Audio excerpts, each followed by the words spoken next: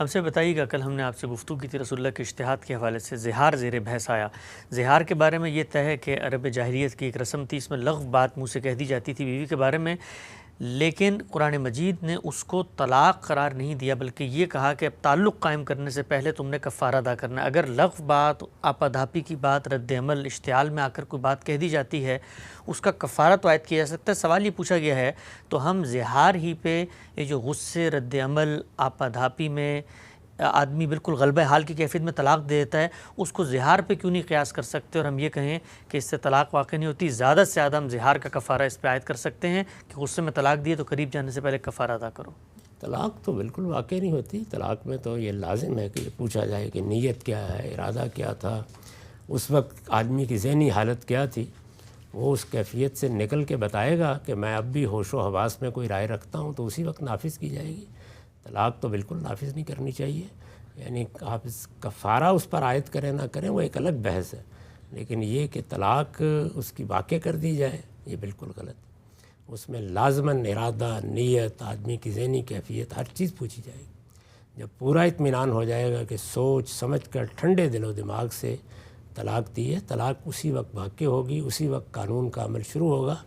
اور اگر کسی علاقے میں یا کسی ملک میں قانون سازی کر دی گئی ہے اور اس کا کوئی پروسیجر مقرر کر دیا گیا ہے تو اس پروسیجر کی پابندی بھی لازم ہوگی۔ اس کی خلاف ورزی کی گئی ہے تو اس صورت میں بھی طلاق واقع نہیں کی جائے گی۔ تو طلاق کا جہاں تک تعلق ہے وہ واقع تو اسی وقت ہوگی جب ان تمام شرائط کے ساتھ دی جائے جو اللہ تعالیٰ نے بیان کی ہیں۔ یہ بتا دیا گیا ہے کہ عدت کا لحاظ کر کے دی جائے، یہ بتایا گیا ہے کہ طہر کی حالت میں دی جائے، یہ بتایا گیا ہے کہ طہر کی حالت میں عورت سے تعلق قائم نہ ہو اس صورت میں دی جائے۔ اشتعال میں، غصے میں اس طرح کے الفاظ منہ سے نکال دینا ایک لغو بات ہے، لیکن اس سے کوئی طلاق واقع نہیں ہوتی۔ یہ بیان لینا چاہیے ہر آدمی کو۔ عدالت کا معاملہ ہے تو عدالت کو لینا چاہیے۔ اگر کسی عالم کے سامنے کوئی چیز آتی ہے تو اس کو لینا چاہیے۔ کسی ثالث یا کسی بزرگ کے سامنے مقدمہ آتا ہے تو اس کو بھی ان تمام چیزوں کو دیکھنا چاہیے۔ یعنی ہر چیز دیکھنی ضروری ہے۔ ذہنی کیفیت بجائے خود ایک بہت بڑا عامل ہے۔ جب آدمی اس ذہنی کیفیت سے نکل کر کہتا ہے کہ ہاں میرا ارادہ یہی ہے، اس وقت اس کی کوئی قانونی حیثیت ہوگی۔ یہ سب چیزیں تو دیکھیں گے۔ اب ایک شخص نے اس طرح کی ناروا بات کی تو آپ اگر چاہیں تو اس کو بھی کہہ سکتے ہیں کہ تم اپنے اوپر کچھ کفارہ عائد کرو۔ وہ اگر آپ سے پلٹ کر پوچھے تو آپ بتا بھی سکتے ہیں۔ میں نے یہ بتایا ہے کہ رسالت مآب صلی اللہ علیہ وسلم نے اسی چیز کو سامنے رکھ کر روزہ توڑ دینے والا کفارہ عائد کیا، لیکن بس اتنا ہی کیا کہ بہتر ہے کہ آدمی ایسا کرے، لازم نہیں کیا اس کو۔ ٹھیک۔ اچھا ہم صاحب، یہ جب آپ بات فرماتے ہیں، آپ نے اپنی کتاب میں بھی لکھا ہے قرآن مجید کے دلائل سے کہ قرآن مجید نے کہا نظم الطلاق، پوری نیت، ارادہ، ہوش و حواس میں آپ فیصلہ کریں، پورا ایک پروسیجر قانون بیان ہوا ہے قرآن میں تدریج سے۔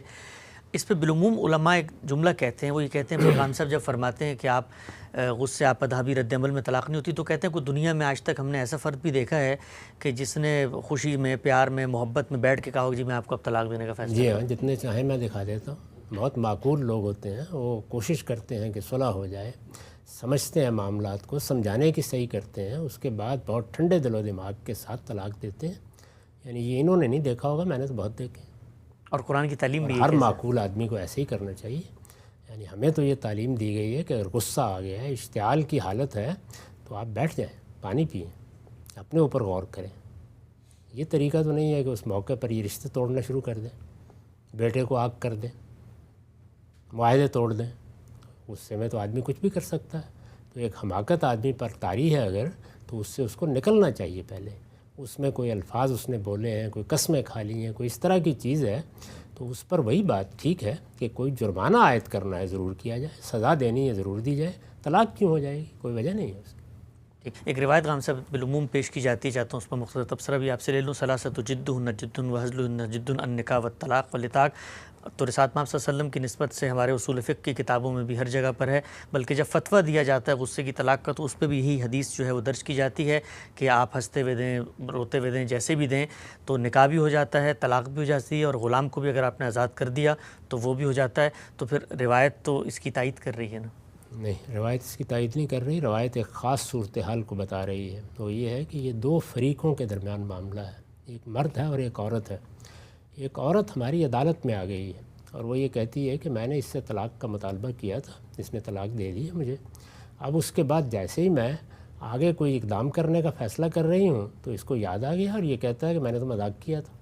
اس میں یہ بتایا گیا اور بالکل صحیح بتایا گیا ہے کہ اس نامعقول آدمی کو اگر سارے شواہد ٹھیک ہیں تو یہ کہا جائے گا کہ یہ طلاق کوئی مذاق کرنے کی چیز نہیں ہے، اب ہم نافذ کر رہے ہیں اس کو۔